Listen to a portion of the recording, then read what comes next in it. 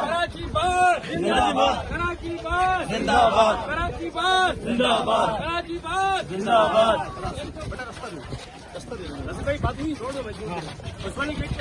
انہوں نے ایک ویڈیو بنائی تھی، اس ویڈیو میں بکلا کے خلاف اس نے نازیبا الفاظ اور اس نے کہا تھا کہ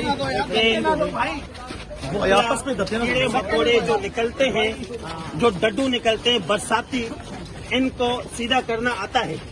کہنے کی بات یہ جو مقدمہ درج کروایا گیا تھا کورٹ کے آرڈر پہ ہوا تھا، اس کے بعد نماز کی بے حرمتی کا مقدمہ تھا، نہ کوئی پرسنلی کسی وکیل کے ساتھ آج والا جو معاملہ ہوا ہے یہ وکیلوں نے اس نے مس بہیو کیا ہے، وکیلوں کے بارے میں بولا ہے، اس بنیاد ہم نے کیا ہے اور ہم اس کو کراچی کی ہم نے مہمان نوازی کے ساتھ کیا، ہمارا بھائی ہے، لیکن وکیل کوئی بھی وکیل بتائے کراچی وکیل کے بارے میں بولے گا تو یہ اشر ہوگا، یہ اللہ لے رہا سب کے لیے وکیل